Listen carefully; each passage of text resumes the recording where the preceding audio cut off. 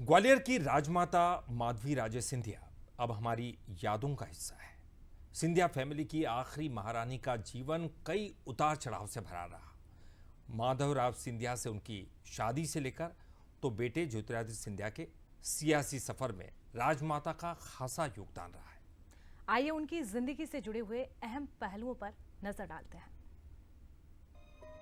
सिंधिया घराने की आखिरी महारानी, ग्वालियर स्टेट की राजमाता माधवी राजे सिंधिया अब यादों का हिस्सा है। उनके बेटे और केंद्रीय मंत्री ज्योतिरादित्य ने सिंधिया परिवार की छतरी में अपनी मां की चिता को आग दी। मां के जाने से लेकर उनकी आखिरी विदाई तक खामोश बने रहे सिंधिया मां को मुखाग्नि देकर रो पड़े। लंबी बीमारी के बाद 15 मई को दिल्ली के एम्स में माधवी राजे ने आखिरी सांस ली। दिल्ली से जब उनका पार्थिव शरीर ग्वालियर पहुंचा तो उनकी एक आखिरी झलक देखने के लिए लोगों की भीड़ उमड़ पड़ी।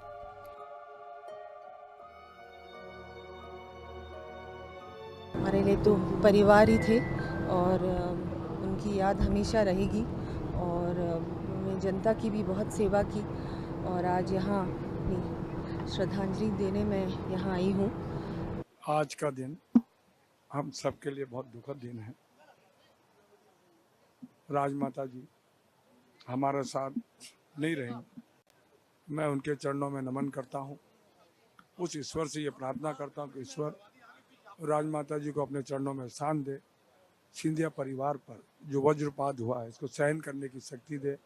मैं सबकी ओर से फिर से राजमाता जी के चरणों में नमन। सिंधिया परिवार को भी दुख की घड़ी है। हमारे पूरे ग्वालियर जिला मध्य प्रदेश में हमारी एक ऐसी हैसियत जो हमारे बीच से चली गई है, हम सबको रोता बिलखता छोड़कर भगवान के चरणों में लीन हुई हैं और ईश्वर से प्रार्थना करती हूँ कि उनके परिवार को दुख सहने की शक्ति दे। नेपाल के राजघराने से ताल्लुक रखने वाली माधवी राजे साल 1966 में सिंधिया परिवार की बहू बनी थी। शादी से पहले माधवी राजे नेपाल की राजकुमारी किरण राजलक्ष्मी थी। उनके दादा जंग बहादुर राणा नेपाल के मुखिया और प्राइम मिनिस्टर दोनों रह चुके हैं। ग्वालियर के राजकुमार माधवराव सिंधिया ने महज उनकी तस्वीर देखी और उनके दीवाने बन गए थे। वो उनसे मिलना चाहते थे मगर तब के दौर में ये मुमकिन नहीं हो सका। 8 मई 1966 को किरण राजलक्ष्मी की शादी माधवराव सिंधिया से हो गई। ये शादी देश की राजधानी दिल्ली में हुई। शादी के कार्यक्रम कई दिनों तक चले थे और देश के कई दिग्गज इसमें शरीक भी हुए।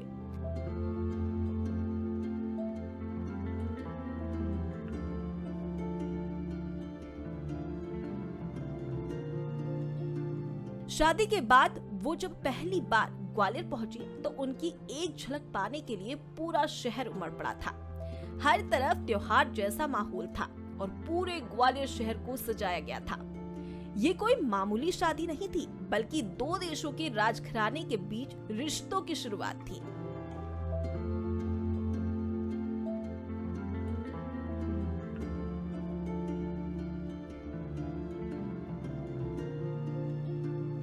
शादी के 2 साल बाद साल 1967 में माधवराव और माधवी राजे के घर बेटी चित्रांगदा राजे का जन्म हुआ। वहीं चित्रांगदा के जन्म के 4 साल बाद 1 जनवरी 1971 को ज्योतिरादित्य का जन्म हुआ था। बेटे के जन्म के बाद सिंधिया घराने में कई दिनों तक जश्न मनाया गया था। पूरे जयविलास पैलेस को सजाया गया था। ज्योतिरादित्य के जन्म के बाद माधवी राजे उन्हें लेकर अपने मायके नेपाल में रही। वहां पर उनकी परवरिश उनकी मां माधवी ने की।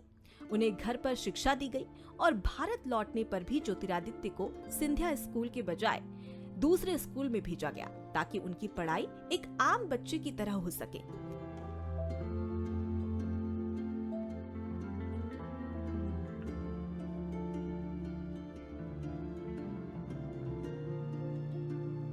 माधवराव और माधवी राजे की जिंदगी में सुनहरी ख्वाब की माइनिंग चल रही थी, लेकिन इस बीच माधवराव और उनकी मां विजया राजे सिंधिया में तल्खियां बढ़ने लगी। मां से अलग सोच रखने वाले माधवराव ने कांग्रेस की राजनीति में अपना भविष्य देखा, जबकि मां विजया राजे जनसंघ में रही और फिर बीजेपी से जुड़ी। मां और बेटा अपनी अपनी विचारधारा की सियासत में जमे रहे। कहते हैं इसी दौरान दोनों के बीच इस कदर कड़वाहट पड़ी कि मां विजया राजे ने माधवराव को यहाँ तक कह दिया था कि वो उनके मरने पर उन्हें मुखाग्नि देने नहीं आए। 25 जनवरी 2001 को विजयाराजे ने दुनिया को अलविदा कह दिया। तब माधवी राजे के कहने पर ही माधवराव ने अपनी मां की चिता को आग दी थी। मां विजयाराजे और बेटे माधवराव से चाहे जितनी भी नाराज हो और कितने भी मतभेद हो, लेकिन बहू और सास के बीच कभी कोई मतभेद नहीं पनपा। माधवी राजे ने हमेशा माँ बेटे के बीच एक सेतु का काम किया।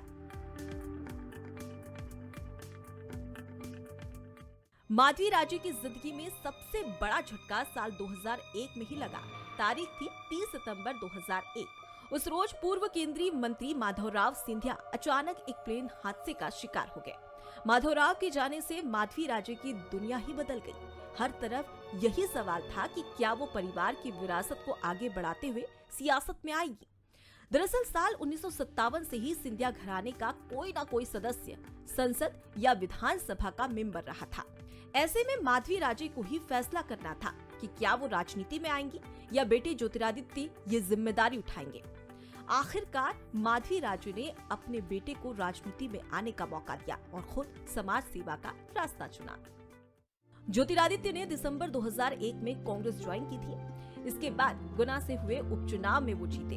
तब चुनाव की पूरी कमान राजमाता माधवी राजे ने ही संभाली थी। साल 2004 के लोकसभा चुनाव में भी उन्होंने बेटे के लिए प्रचार किया। मार्च 2020 में जब ज्योतिरादित्य सिंधिया कांग्रेस छोड़कर बीजेपी में शामिल हुए, तब भी वो बेटे के फैसले के साथ खड़ी रही।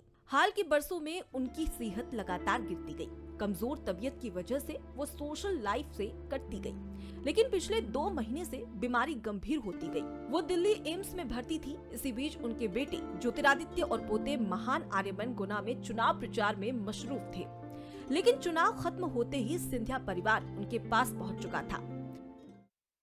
15 मई दिन बुधवार को सुबह करीब 9:30 बजे माधवी राजे ने आखिरी सांस ली। सिंधिया घराने की आखिरी महारानी, ग्वालियर स्टेट की राजमाता माधवी राजे सिंधिया अब यादों का हिस्सा है।